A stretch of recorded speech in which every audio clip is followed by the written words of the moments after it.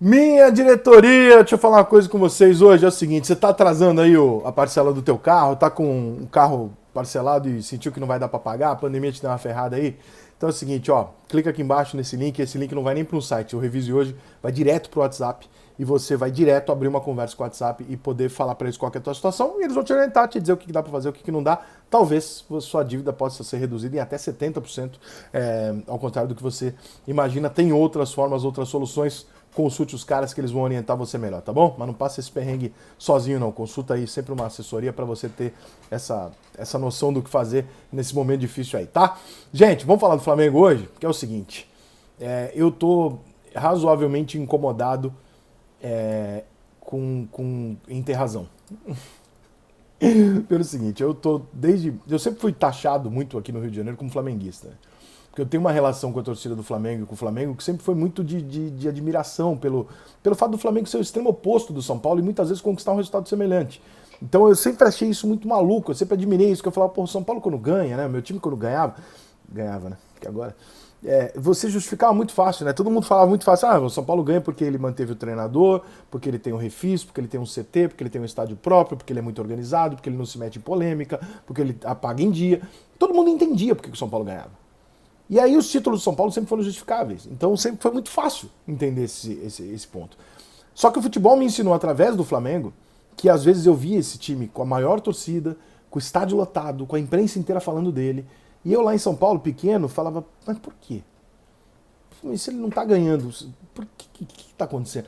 E aí o meu pai me explicava, e eu fui aprendendo sozinho, depois com o tempo trabalhando com isso, que o Flamengo é o time do inexplicável. O Flamengo ganhava jogos inexplicáveis, títulos inexplicáveis, momentos em que o time do Flamengo era uma draga do cacete, o Flamengo aparecia lá e ganhava, momentos que se esperava muito do Flamengo, o Flamengo não ganhava nada. Né? Porque o Flamengo sempre foi muito inexplicável. Por quê? Porque as coisas nunca funcionaram claramente no Flamengo. Então, salário atrasado, condição de treino ruim, diretoria brigando, o caralho. E aí o time se juntava com a torcida e dava um resultado lá e eu falava, caralho, que muito foda isso, porque puta que eu parei, olha o que o São Paulo teve que fazer pra ganhar. Os caras do nada lá se juntam lá, junta 70 mil pessoas, 100 mil, na época 150 mil pessoas no Maracanã, e vira a porra do jogo. E eu achava isso muito maluco, além do fator Zico. Eu nasci em 78, então obviamente o Zico era meu super-herói, né, o 10 da seleção. Então eu sempre tive uma admiração por esse Flamengo capaz de se mobilizar diante da adversidade. E essa admiração, em 2020, eu comecei a fazer um alerta para o torcedor do Flamengo, que obviamente foi visto como uma corneta ou uma torcida contra, que não faz sentido nenhum. Eu ganho muito mais quando o Flamengo está bem do que quando o Flamengo está mal. Mas, independente disso, eu jamais torceria contra um grande clube brasileiro, porque, ao contrário de uma emissora ou de um jornalista contratado por uma emissora, eu sou o meu comercial. Então eu dependo da vitória, eu dependo do bem dos 12 clubes brasileiros da seleção para que eles estejam em alta, para que eu possa trabalhar e ganhar dinheiro com isso. Eu dependo disso. A minha relação é direta com o torcedor. Minha relação não é porque me botam numa televisão. Eu tô aqui, você me vê se você quer, se você não quer, você não vê. Então eu preciso da vitória deles. Então não passe nunca pela sua cabeça que eu seco qualquer tipo de time grande no Brasil, porque eu não sou idiota. Muito pelo contrário. E em 2020 eu comecei a alertar o flamenguista, e logo fui taxado por parte dos flamenguistas como um corneteiro e tal, não sei o quê, do seguinte, falar, olha, eu passei por tudo isso que vocês estão passando muito tempo atrás, né? O São Paulo se arrumou mais do que os outros, o São Paulo se estruturou mais do que os outros e pareceu mais pronto do que os outros para os anos seguintes. E o São Paulo passou a rotar caviar. O São Paulino passou a exigir, a glória virou o mínimo. O São Paulino começou a achar um absurdo não ganhar um estadual, era um absurdo perder pro Fluminense no Rio de Janeiro. E quantas vezes com a Estação Tricolor, que era um site que eu tinha, eu brigava com a torcida do São Paulo, que o São Paulo vinha pegar o Botafogo no Rio, e todo mundo falava, que absurdo empatar com o Botafogo no Rio. Eu falava, não é um absurdo, o Botafogo no Rio é o favorito, caralho. Ele é o Botafogo, dentro de casa, porra, não tem... Não, porque é um absurdo, enfim. Eu sempre bati nessa tecla, o São Paulino brigava comigo, e vai ter São Paulino aí nos comentários, vai confirmar isso lá em 2008. Um monte de São Paulino não gosta de mim até hoje por causa disso. Mas, pô, seu profeta do apocalipse. Não é, cara, é que eu já assisti muito futebol nesses 43 anos, eu vivo enfiado dentro de um estádio de futebol, desde quando eu nasci, e eu sei como é que essa banda toca, né? Então, não é bem assim que as coisas funcionam. E o Flamengo, imponderável, impossível, de união entre torcida e time em momentos cruciais e tal, ele começou a virar esse São Paulo. Porque ele começou a entender que é o seguinte, olha só, meu título tá aqui porque eu tenho o melhor time, porque eu tenho mais dinheiro, porque eu sou maior torcida, porque eu vendo mais, hoje minha diretoria organizou o time, e foda-se, eu vou ganhar de todo mundo. Tudo bem o torcedor acreditar nisso, mas a diretoria fomentar isso não é muito correto. A diretoria do Flamengo é formada por muita gente competente, mas algumas pessoas muito arrogantes. E isso quem está dizendo não sou eu, isso quem está dizendo é o mercado. E eu tenho ouvido isso já há mais de 2, 3 anos, especialmente depois de 2019. Mercado mesmo, sabe? Empresas que vão lá negociar, material esportivo, federação, gente na CBF, os outros presidentes de clube, tudo. Cara, é impossível conversar com o Flamengo. Tipo, eles se acham 10 vezes melhor que os outros. E, cara, desculpa, flamenguista, mas não é o caso. Eu já estive muito melhor do que você. E, na verdade, passados os anos, eu entendi que era só um momento. Eu não sou maior que o Flamengo. E o Flamengo também não é maior que o São Paulo. Como eu não sou maior que o Palmeiras. Embora o Palmeiras esteja voando hoje, o Palmeiras também não é maior que eu. São momentos. E esses momentos vão se alternar. E sempre que houve um momento ruim, o Flamengo se uniu, torcida e time, e o Flamengo foi buscar. E foda-se, diretoria, foda-se. O Flamengo dava o teu jeito e ia ganhar. Eu sempre admirei isso no Flamengo. Só que o Flamengo de 2020 pra cá, ele comprou um barulho e vendeu pra torcida. E a torcida comprou também. Só que o torcedor comprar, a gente entende. O cara é passional. Então o que virou? O Flamengo acha que o problema do treinador é o seguinte: eu tenho que ter um treinador que resolva aqui e faça o time jogar. Não depende do jogador, da diretoria, de mim. Não, depende deles. Joga e foda-se. Eu preciso que um treinador vá lá e faça os caras jogar bola. Isso não é FIFA Soccer, irmão. Tem vários responsáveis pelo processo. Não é um cara só num processo de um time campeão. Tem muita coisa envolvida. E o Flamengo trocou pelo assessor do Guardiola, auxiliar, sei lá, não deu. Rogério Ceni, ganhou o brasileiro, mas porra, reclamando com a torcida insatisfeita com o futebol, ganhou porque o time sobrava muito mesmo. Troca, e aí vem o Renato também não funciona, e aí sai o Renato Gaúcho e entra o Paulo Souza, que foi um puta jogador e não tem um currículo de um treinador genial, e também não tá funcionando. E aí quando chega nesse ponto todo, quando você faz o balanço disso tudo, você fala, peraí, então, calma aí. Eu tive os mais diversos perfis de treinador. Gringo, brasileiro, promessa brasileira, treinador marrento, treinador de grupo, treinador tático, tive tudo que... E ninguém funcionou. Minto. Durante 2 ou 3 meses, teve um momento em que o Flamengo jogou um grande futebol com resultados incríveis, com o Renato Gaúcho, que foi o técnico que mais apanhou no Flamengo. O Flamengo teve ali 2, 3 meses com o Renato, que ele deu porrada em todo mundo jogando bem. Goleado, caralho. O que eu acho que não tá fechando a conta? É o compreender que o Flamengo tá com o pé acima do chão. E se você não bater no chão, irmão, você não pega impulso para subir de novo. O Flamengo tá defendendo títulos que ele não tem. Então, por exemplo, hoje o torcedor do Flamengo ele dá um chilique quando o Flamengo perde uma final pro Fluminense, como se ele tivesse tomado 5-0 pro América Mineiro. Não é o problema de ficar triste, não. Tem que ficar mesmo.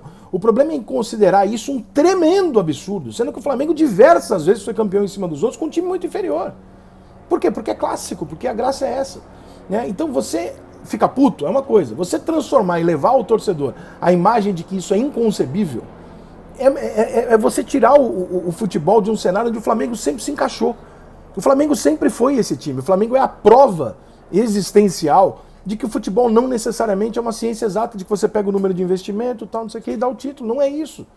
E de repente o flamenguista virou esse cara que acredita nisso, ou seja, o flamenguista duvida do próprio passado, da própria história. E não tá combinando, cara. A postura do Flamengo, de maneira geral, ela não tá batendo com a história do Flamengo, cara. Com as características do Flamengo, entendeu? Eu sei que o torcedor do Flamengo tá lá no Maracanã, apoiando e tal, mas até esse perfil mudou.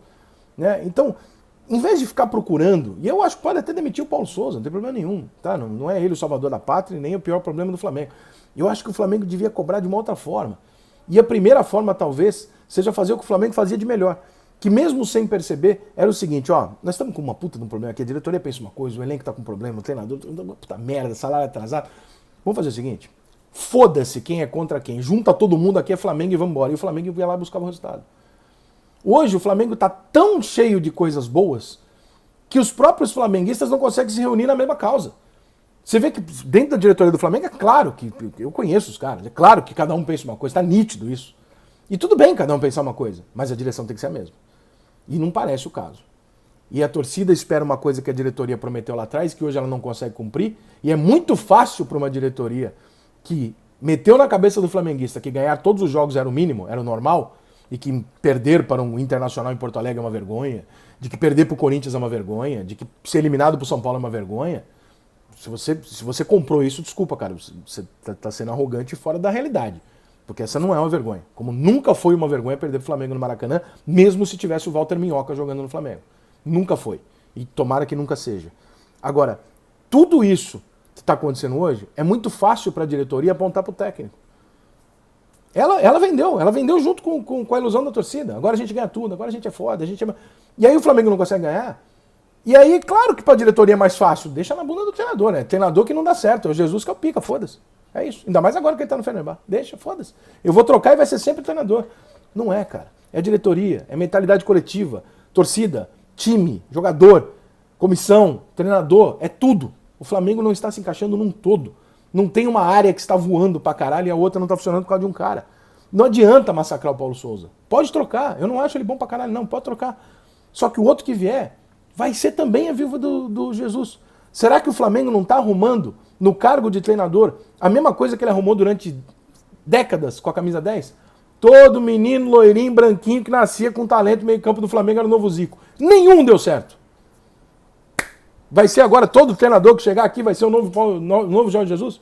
E também não vai dar certo, irmão. Porque não tem novo Zico, não tem novo Jorge Jesus, não tem novo ninguém, irmão. As pessoas são diferentes. Então eu acho que o Flamengo podia, talvez, repensar, dar um passo atrás, falar, tá bom, me empolguei. Vamos ajeitar. E é óbvio que o futuro do Flamengo é glorioso. Com esse time, com esse dinheiro, com essa torcida e com essa estrutura que agora o Flamengo tem, não tem como não ser glorioso.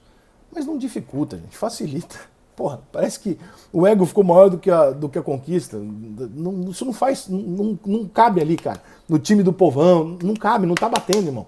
Não dá pro Flamengo andar de sapatênis comendo hambúrguer gourmet, cara. Não dá, o Flamengo tem que comer o podrão ali, irmão. É isso que o Flamengo é. É isso que o Flamengo gosta. Tá no DNA, você não pode tirar o seu DNA. Mesmo que você fique rico, você não pode tirar o DNA. E o Flamengo eu acho que tá um pouco perdido nessa... Eu não reconheço esse Flamengo atual com as características do Flamengo histórico, do que o Flamengo é. Como não reconheço há mais de 10 anos as características do São Paulo no São Paulo. E isso talvez justifique algumas coisas. Mas é só a minha opinião.